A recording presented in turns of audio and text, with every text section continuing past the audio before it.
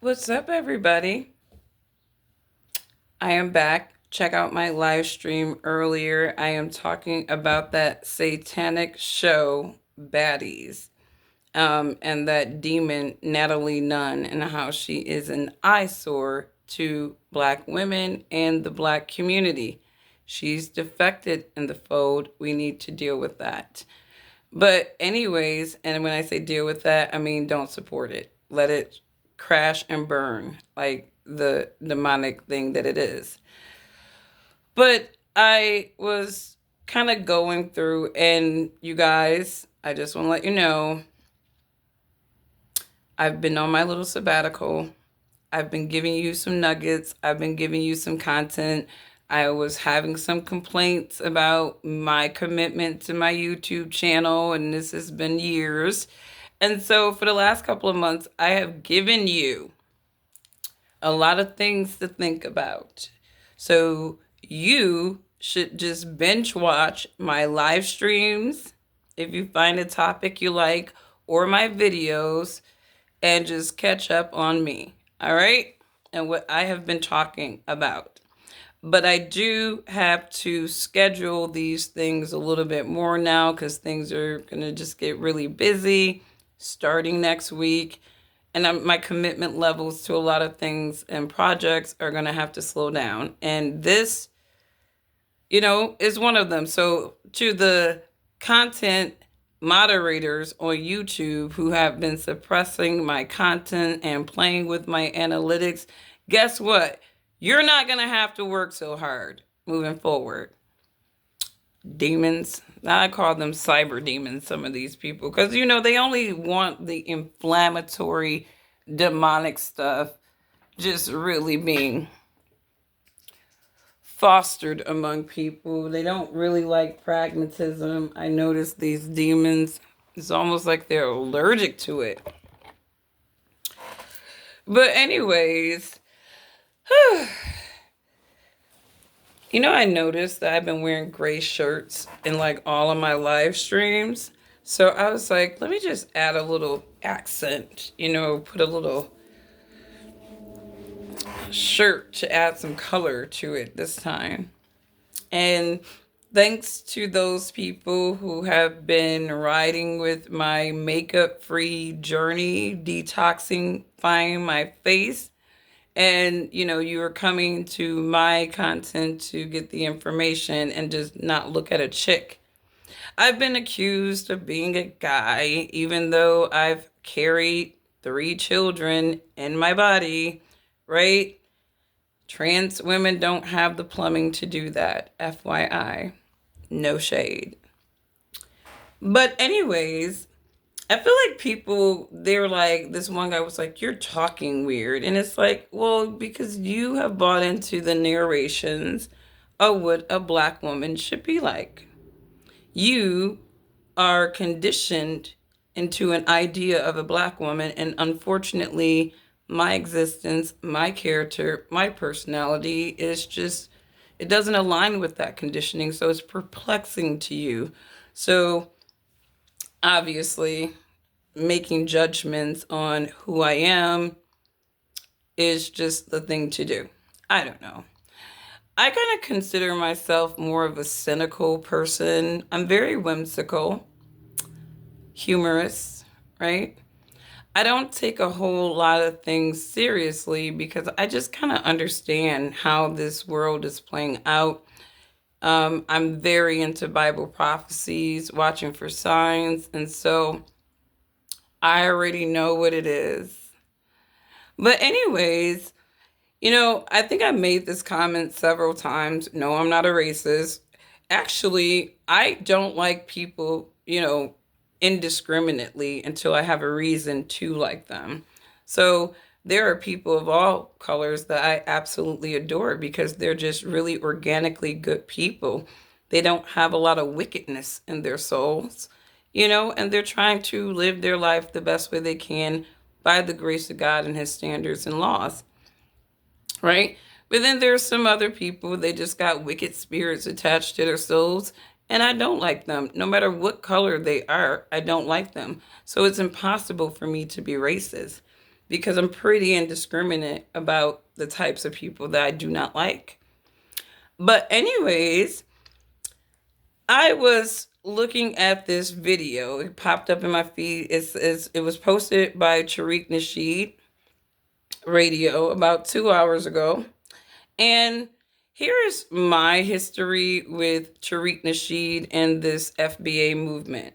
First of all, I heard about Tariq Nasheed off and on different little things throughout the years. And when I would catch clips of things that he was saying, I'm like, dang, this brother's on point, right? I felt like he was an intelligent brother on point, you know? And so, I never really super followed Tariq Nasheed until recently. I would say in the last year or so, I've been really following him. And I really wasn't familiar with FBA. I was familiar with ADOS and the Freeman type of think tanks and movements, but FBA was something that was like, okay, where the hell did this come from, right? And I think I might have made a video maybe a couple of years ago. Like, I mean, what are we today? Like, I mean, I thought we were, ADOS, and we're, now we're FBAs. It's like, we got a new name, a new title for, foundational, or Freeman is the legal name, as someone intelligently, asked me to start including in my vocabulary. And I heard you, and I hope you're proud of me that I've been using Freeman as in that vocabulary too. So I usually say FBA ADOS Freeman, just so that people understand that those terminologies are pretty synonymous. And really they indicate the segment of America, or Black looking people who are foundationals, meaning that as America was growing up, they are the descendants of the slaves that were bringing this country up, tilling the lands and helping, doing the manufacturing, forced labor. They were descendants of those people, right? And those people have had and check out my video about reparations, because I kind of dive into this, not really in depthly, but I go into some pretty good surface topics about reparations and why I feel like Black people are entitled to them, and why America has been a coward when it has come to paying out reparations to Black people, because I think that they're afraid that Black Wall Street could happen again. I think they're afraid that Black empowerment will occur, and that as opposed to Black people going out and buying gym shoes and all that stuff like this, they will really invest in things that will help them to build their communities and their legacies. And obviously, nothing threatens some of these structures like Black people building legacies. But off of that, I got into this video posted by Tariq. And I've commented on Tariq's videos before, some of the music videos. I get his candor, I get his humor, right? But sometimes when I listen to Tariq, right, I do feel like he is being the passive aggressive individual in some of these exchanges with people. And it doesn't really matter what the exchange is. I find that, he's really adamant about forcing his ideas about things on these people who call in, and even stripping them of their lineage if they do not comply with, I guess, his way of thinking. And again, I wasn't familiar with the FBA movement, and I wasn't super familiar with Tariq until a year ago. So I got to give anybody grace who's just kind of getting on to how Tariq thinks and how he operates, a little bit of grace, because they may not be used to that manner of dialogue. I'll say it again, not to be offensive to Tariq, or what's the dude he like to sick on people? I don't know what the dude named Elroy or something. It'll come up in there, but I just think that the manner is always going to matter in any conversation. And I'm not telling the man what to do. He's going to make a point in this video that, hey, I have a huge audience. You have a small audience. Nobody's listening to you. who cares, right? I've done this the way that I do it, and people have followed and they check in for me for a reason. And that's a valid point too, right? Some people, they are not used to the way that Tariq runs his Twitter spaces, and you gotta kind of get to know his cadence in order for you to really understand, how he comes at people sometimes. But I don't agree with anybody 100%, and that's just 100. And so when it comes to even people like Tariq Nasheed, I've been very objective about my commentary about the brother, not trying to demean him or demonize him for his positions or thoughts, but really just the manner, right?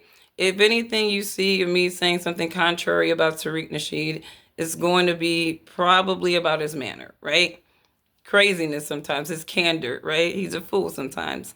We need to revoke his AI privileges, right? His Punjabi passion, right? But there's a video that he just posted called "Undercover Tether Bed Winch is Against Reparations." And in this video, there is a young lady talking, who says that she's from Dallas, Texas. Her family's from Dallas, Texas, and she's a staunch Black Republican, right? Now, I'll do another video on profilings of different types of Black people, right? But you got to understand that Black Republicans, they are knee deep in the Republican think tank ideas about Black people issues, because they're really placating to the non-Black thinking of Black people, and they have these so-called Black intellectuals who have found a way to validate how these non-Black people think about Black people, and they have their own narration about Black people that they perpetuate, right? And in that narration, it comes with a lot of logical fallacies, right? And so Black Republicans, right, they don't believe that Black Americans should be paid reparations, right? And when you peel back the layer of some of these Black Republicans, they're not Black at all, right? They are Black looking people who have come from the islands and who are products of immigrants, right? Like Byron Donalds. I talk about that in my reparations video, and why a person like him, who doesn't qualify because his people doesn't qualify for reparations, would be against them, right?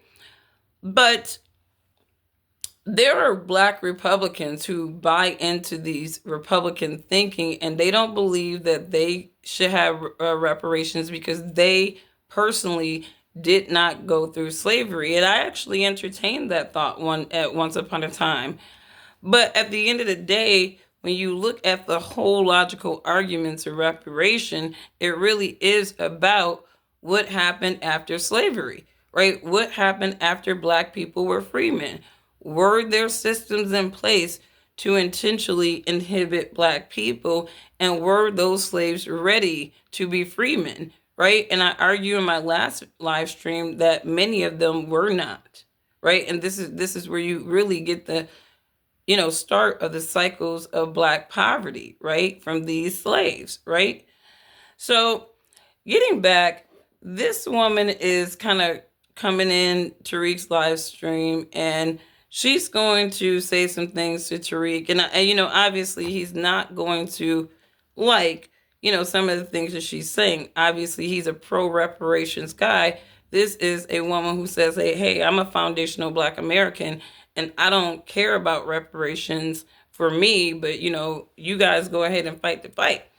And when she separates herself from this ideological aspect of Black Americans, it's not like she's separating herself from Black people.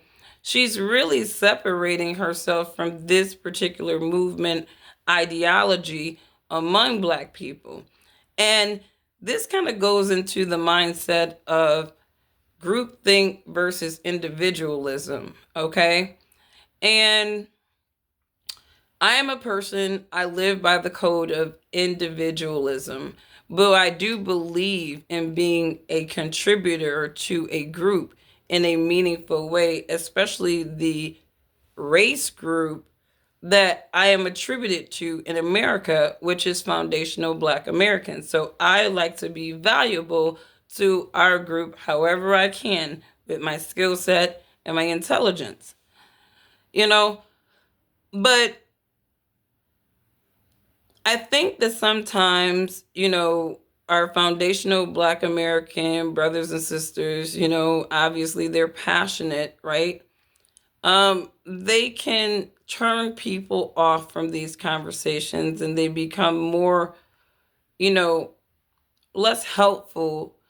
They become more harmful than helpful. So I want you to listen just a little bit, and this is just fair usage to this dialogue between Tariq and this woman, and then we'll get back.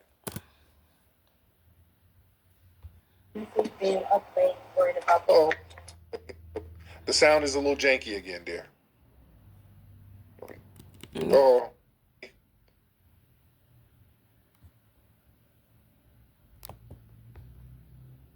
Mm.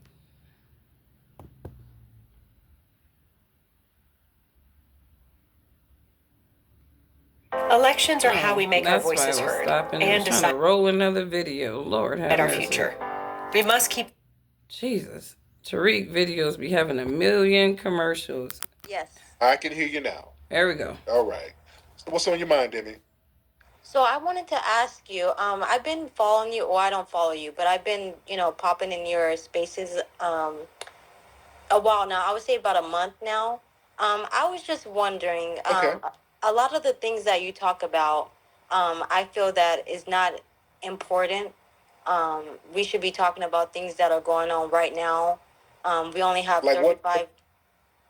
Hold on, what's not important? As far as, reparations. So the first thing is, right, she came in with the wrong conversation. She's like, you're talking about things that are not important. This is what you should be talking about. That's the wrong approach to coming in talking to somebody who facilitates conversations all the time, right? And, I kind of understand where he's coming from. You are coming in here telling me what I should be talking about, right? And you don't even have a following. Diddy, things that don't matter. Well, people call up. I'm not going to tell them what they're asking me isn't important. If people call up and ask me a question about Diddy, I'll give them an answer. If people call up and ask about reparations, I'll give them an answer. So you shouldn't dismiss the callers. I'm not dismissing anyone. I'm saying as far as, you using your platform, you have a lot of people that follow you and, pop in and listen to your spaces, things like that. And I feel you should be using your space, to really talk about things that are going on. So her first step is that she is telling this man what to do on his own platform. That's like the first step. And she's already started off wrong with this man, for sure. She's already started off wrong with this man because she's telling him what he should do on his platform. Now, I know you stated that you wanted to do a meeting or hopefully. I believe it. That's what we're doing, ma'am. We're people calling up and we're talking about topical things. So again, you're dismissing the callers because they're bringing up random topics. This is the tap in. People can call up and talk about anything they would like to discuss. So I'm very open for the people. So it's not me. I'm just discussing whatever people are bringing up. So now we're discussing what you're bringing up. Some people might say, well, you're not talking about anything important. So I would like to hear, Demi, what should we talk about? Go ahead, Demi. And what's important to you, dear? Well, I'm saying, like when people have questions or say certain, comments about, Donald Trump and things like that, I feel that you, in a way, brush people off. Really? When they have logical points or logical views, things that make sense, I feel that it's not, they're not able to be fully heard. as far as like some of the things like, the economy, crime, migrants. I'm in Arizona, and homeless, crime, it's really bad. And I live in a rural area. And you would think that it would make its way, where I am, from coming from the city, and it's really bad. And I feel that, Kamala, she sucks. Biden sucked. And the only person that's ever did anything for us was Donald Trump. And I feel like people are just so blinded by the fact that he does not hold his tongue, and he's going to say it how it is. He's been portrayed as this racist and This woman is a staunch Republican. She's a staunch black Republican. It is very clear. She is a staunch black Republican, right? And, I don't think that she realizes, because she's only been tapped into Tariq, she said, a month, right? That, Tariq may be more on the independent side, where he's not advocating for either of these political candidates, but he definitely has been more so advocating for Trump. He's definitely been on the mic, being more of an advocate, without overt endorsements to Donald Trump. So I don't know. Like, I think that she needs to be tapped in a little bit longer to perhaps understand where this man is coming from and how his platform is working with these little tap ins. Person, and certain other things that I just feel is not fair. And I feel a lot of black people are on your space, and I feel like our heads are, people are so distracted. And I feel like the most important thing right now is honestly the election, and if we're going to have a future. Who gives a damn about Diddy? Who gives a damn, whatever. But I feel like when certain people are saying, they're talking about real issues, it's as if it's brushed past, or they're cut off, or, sat down, and they're not able to finish what it is they want to say. I don't think that's fair. Hold on, because when I first came on, I've been on for about an hour or so. The first thing I talked about was Kamala, and I talked about the polling, and I talked about just what you're talking about. Talked about how Trump is actually winning. So, what she's really going to say to Tariq, because I listened to majority of this dialogue between she and him, is that she didn't like his manner. She felt like, even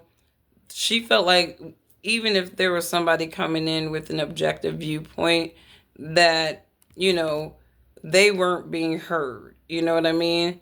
And she felt like maybe Tariq was being abrasive to people who were actually coming with logical viewpoints, and he was being attacking to them. From you, because that's something else there too. What other issues that you have with us and me? What other issues you have? Because I think there's something else going on there.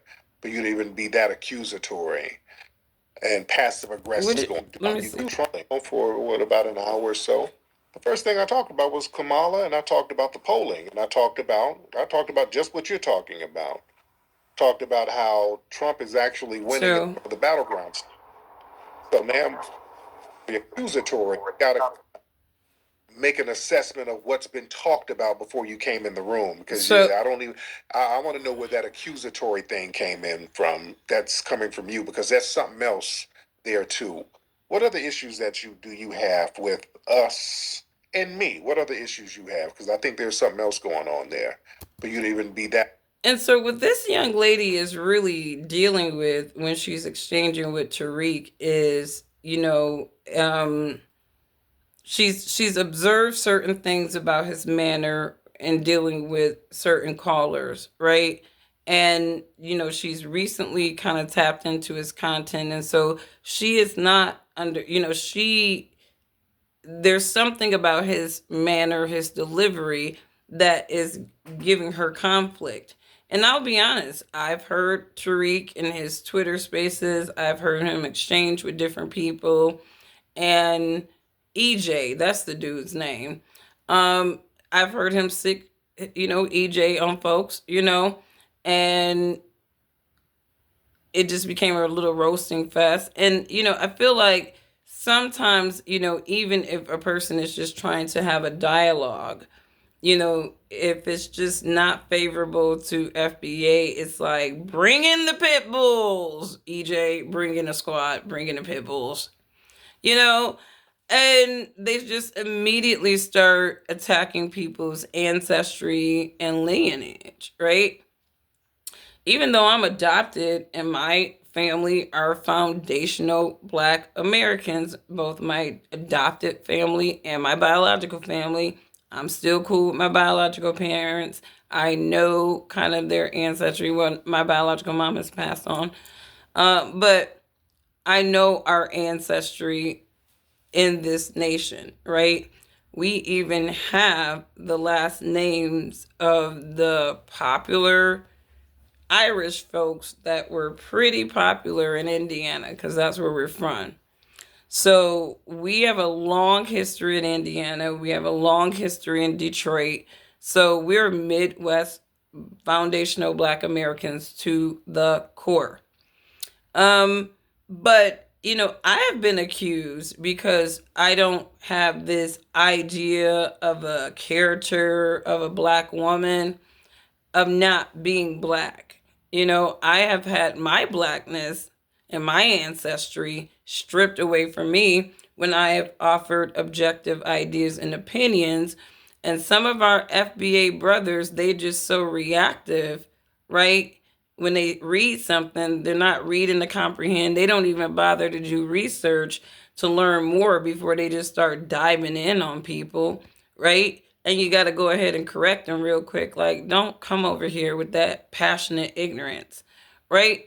Because as much as I can believe in the mindset of what any given thought group faction can believe in, I'm not going to be on a bandwagon of ignorance either, right?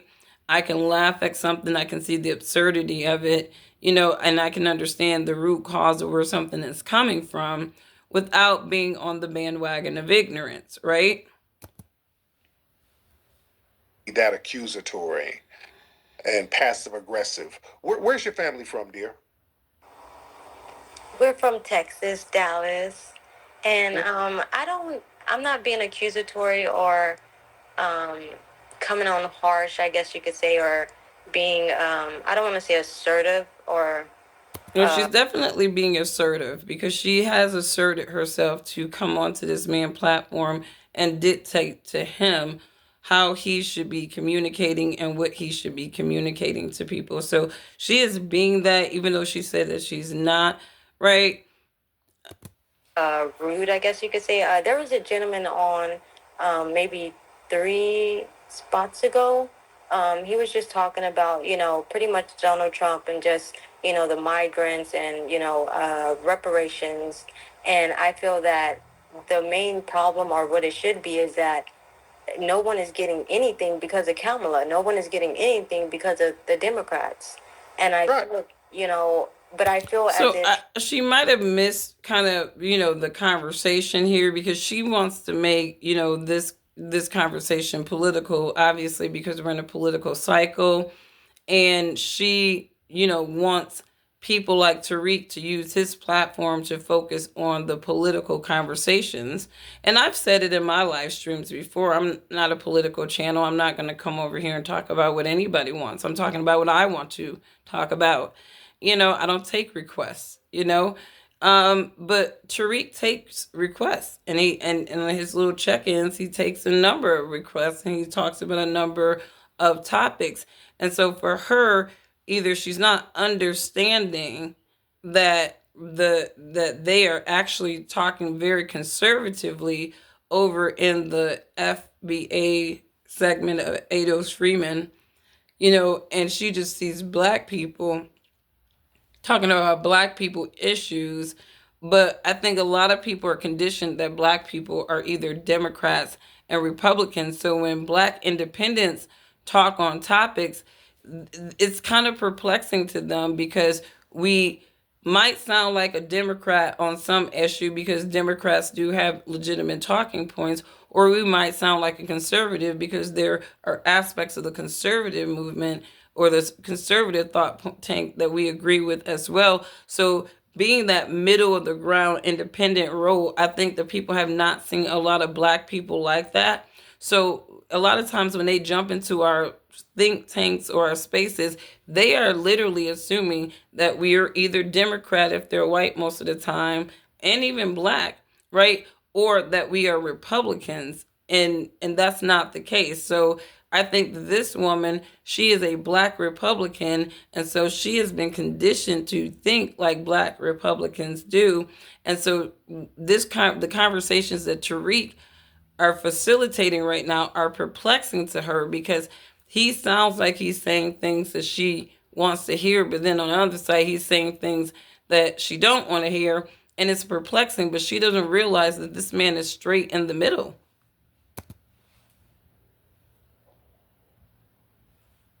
If he was brushed off, he was trying to say certain things, and it was as if that don't matter.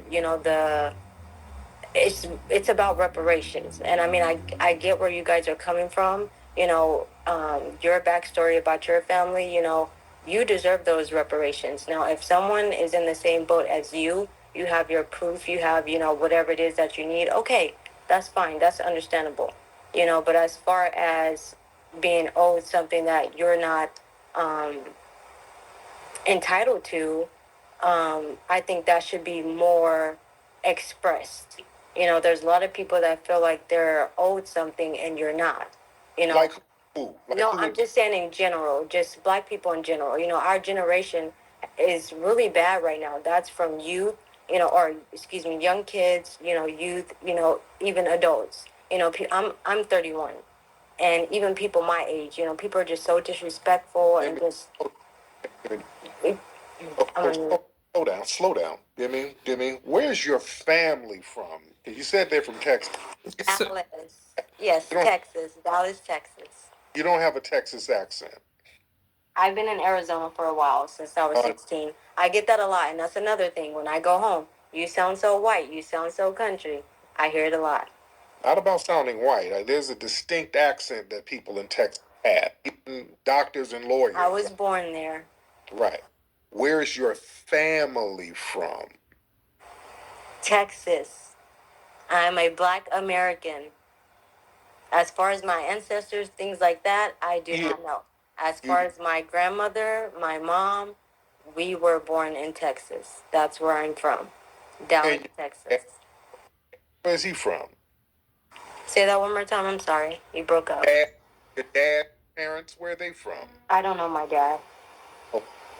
Oh, okay. And your mom. So you were raised by your mom, who's from Dallas, who's from Texas. Correct. But I was adopted. My mom was a drug addict, or excuse me, addict. Yeah, we're getting somewhere. Okay. Your biological mother was a drug addict. Correct. Okay.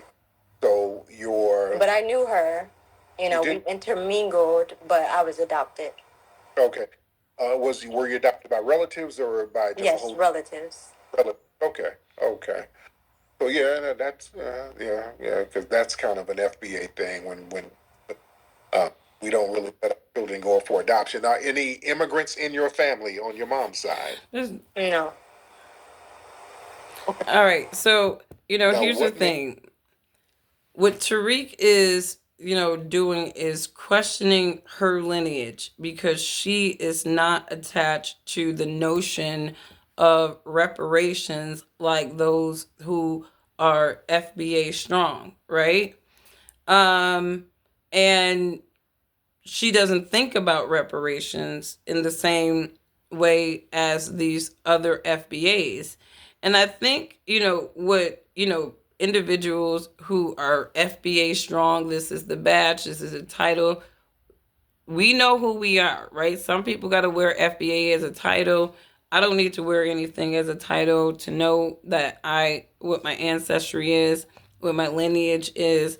Beyond this FBA thing, I believe that, we are descendants of Israelites. So I look at my ancestry and my identity through a different lens, right? But I can concede that when it comes to the reparations argument, there is a strong case for it for Black Americans, no doubt, right? I've never really thought about reparations before. Matter of fact, I kind of took the conservative think tank side of reparations as well until I started entertaining, both sides of the argument. I started looking at the history, not just of Black history and slavery, but of just America's history of paying reparations and paying out different sums of money to different groups. And it was undeniable to me that Black people have continuously been slapped in the face when it comes to these endowments and these entitlements.